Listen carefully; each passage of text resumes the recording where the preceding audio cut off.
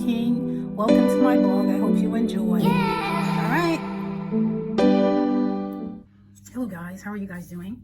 I just want to say thank you for actually listening to me. As I talk, I will be having a little meal. It's about, I don't know, 5 p.m. It's probably like 7 hours different with the Americas. So I'm having a little breakfast. Not breakfast, dinner, excuse me. That's what I've gotten. And it's actually some leftovers that I got from my midday dining.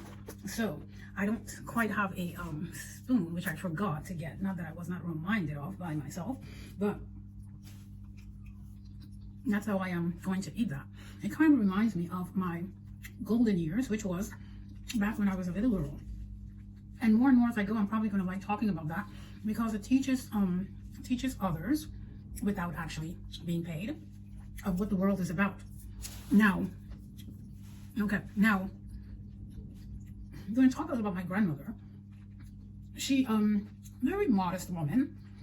She was of a, she's kind of like a half woman, meaning that her mom was probably a black woman and her dad was an Indian person. But now I am not aware, and I do not know of those people because I'm a baby, and going that far back, I would not know because she came from a very big tribe.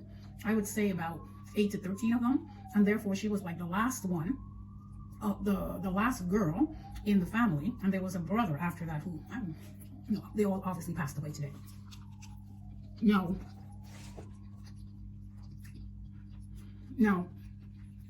my grandmother, she was actually married to my mom and her siblings' dad, and they were a family, but he passed away and left my grandmother very unhappy. When I say unhappy, she was. But life obviously carried on. Now, her kids grew up having to take care of themselves and defend for themselves. Her first son actually went to work as a teacher, and he helped her financially. Now, this was back in the days in Guyana, and at that age, they didn't really have any kind of educational security of which to fall back on in case their spouse passed away, etc., etc. So what happened is, he actually worked as a teacher and helped her to to pay the bills, whatever.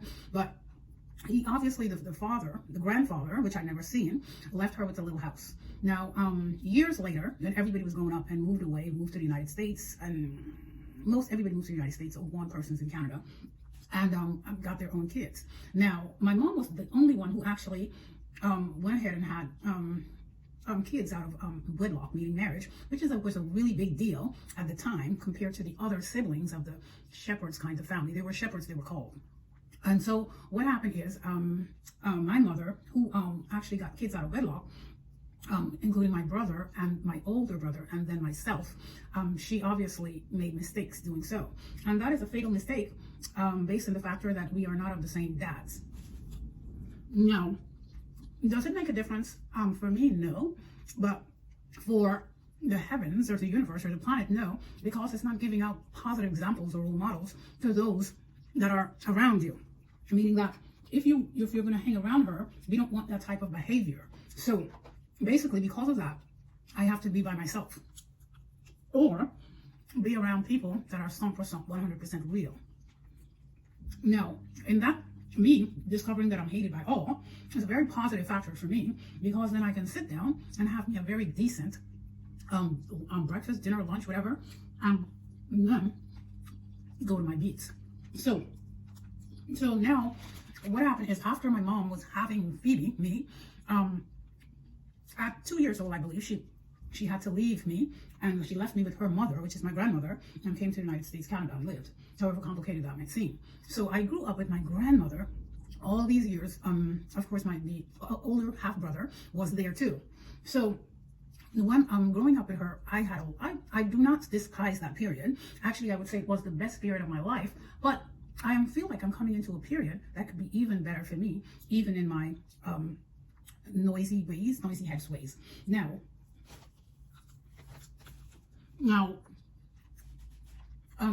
the atmosphere in the house was very quiet because I was kind of the baby, and therefore I was not that loudmouth person. My main activity was school, church, and of course playing with my with my friends who I had at the time, that era. And I actually enjoyed that period. Now, when I knew that, during that time, I never really spoke to my mother. I never had conversations with her. I never talked to her. It's been like 15 years, never. Once we perhaps had a phone call, and I was not interested in it. Now, I suppose there are reasons for that, but we're going to move on. Now, when I believe that when she finally decided to have us as her kids in the United States, my grandmother had to let go because she became very fond of us, especially me as a person, and decided that I had to go. And of course, she cried tears. Now, that means I was still a minor, but I was getting into an age where I am besides myself, meaning that I wanted to experience life. I wanted to learn how to cry. I wanted to learn how to speak for myself. I wanted to learn how to meet people, gentlemen, men, different things about learning different things about the world. Is our lives traced out is the question. If you don't know, I do not know. But all I know is that I had a deep hole inside of me that I needed to get exploited on before life gets worn on me. Meaning that before the tides of turn against me. Now, when I came to the States, I felt very unhappy because when I came, I was living with my mom, biological mother, her husband at the time, who has been deceased, and kids that she has between both of them. And therefore, I didn't like the house. I didn't like the atmosphere, but I tried the best. I stayed there until I completed high school, and then I moved to France after that. And there, when I moved to France, I met my ex-husband, and there I stayed for 20-something years, and then we moved to the United States, and a few years later, we obviously got divorced. No, it didn't have to happen that way, but it obviously did. And so it takes time. I needed to take time out mourning, which I still am, because it's sort of like a backlash, meaning that you feel the pains because remember, there's investments that are made when that happens, and a lot of times you kind of like feel kind of left out, lonely. You have to defend for yourself, and it takes time. But anyway, it's called a life factor. And the life factor became a Phoebe's Green Valley, for example. That's what I would say. So I'm not saying that it should be light. I'm saying that it should be it should not be taken lightly in terms of getting myself back together again. Even though I feel as though they're always after me, or running me down for a yes or no, yeas and nays. That can be very hindering to my personality and hindering to my deliverances. But I know that life says that you have to move on, and therefore that is what I have to do. Now, my grandmother was very, very sad, extremely sad, until she decided to say, okay, you don't love me anymore, you're not coming back to see me at all. After you left, you made kids, and I'm not getting to see your kids. I'm not going to personally touch your kids. And I wanted to be the person that actually blessed your kids, because they made me bless everybody in the shepherds from the last one to the eldest one until I adopted everybody. So but I feel that the fact that I didn't get to do that, they are considered now blessed forevermore, whatever has came out of Phoebe's loins and her descendants.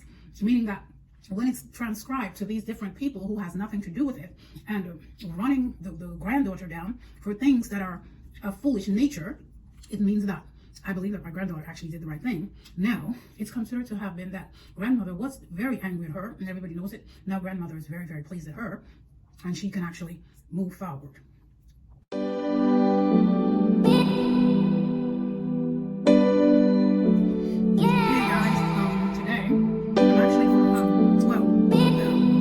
I just want to talk about my nails. For example, and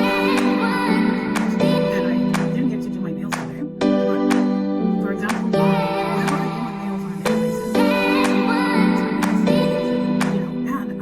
it actually allowed my nails to grow. Okay, so that's all right. Now,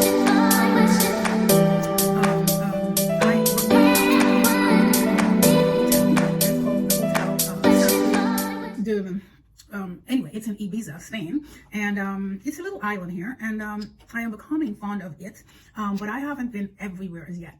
Now, I am leaving on Monday, and my next destination is a surprise. So when I get to my next destination in about 2 days, I will let you guys know. All right.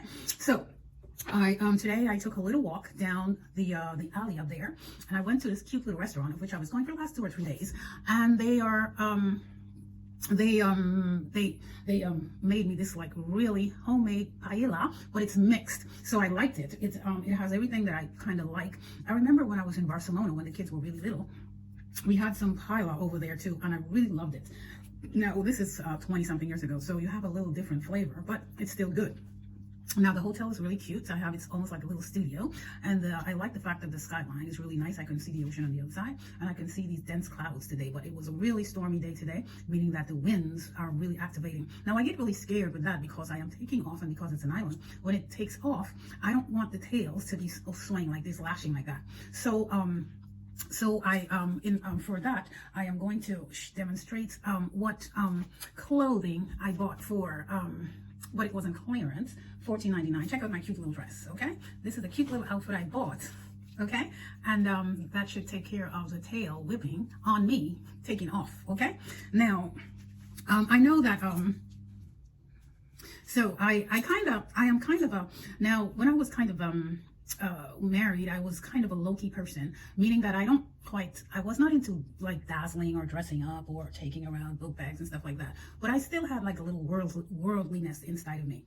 So what happened is, it's a natural tendency. It's not something that you want to make up to do so. So as I find myself and I start to experience myself, I can actually feel I can actually, say I can dazzle myself. So I know, I'm speaking for myself, and what's a self-explanation of what causes such hatred and greed is, factors like these. For example, not able to handle the dazzling tendencies that I have towards the world. For example, when I, my nail polish and stuff like that. Now, what I do is like, if I have a bathroom, for example, these things would be in the bathroom, but if you're traveling around with it, it can get, lost. So I'm very careful because, for example, I had my pantyhose on today. So I'm going to show you guys. For example, this is my outfit here. This is my outfit, for example, and I needed my my pantyhose, for example, because it's kind of cool outside, and I wasn't able to keep it up because it needed, those extensions that actually keeps it up. I don't think they're sold anymore, but it really doesn't matter. I don't like it, it keeps falling down on me until I got really mad and left it as a sock, okay, on that fell at the bottom of my feet. So what I have to do is to find a real pantyhose that comes up here, but the stores here are closed because of COVID, and everything is basically shut down. So I'm left without a pantyhose, and I'm not sure what I'm going to do. But I'll check to see when I get to my next destination to see if I can find anything. Okay. But anyway, I just wanted to give you guys a heads up as to what's going on in my alley, and how I am coping with my indecencies, meaning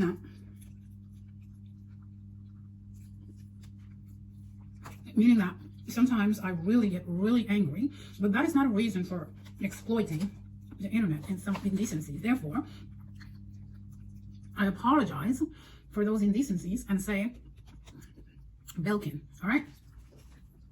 With that being said, I hope you all have a very pleasant evening, and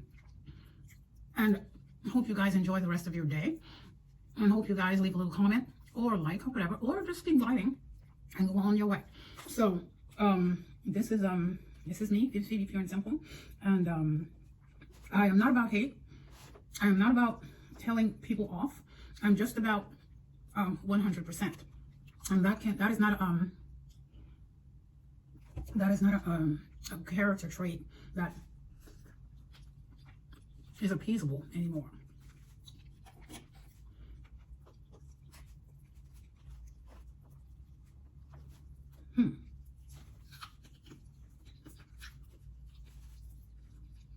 I'm so glad I had a nap today, which is earlier, and I'm probably going to go back. It's nighttime, so it's the best thing to do.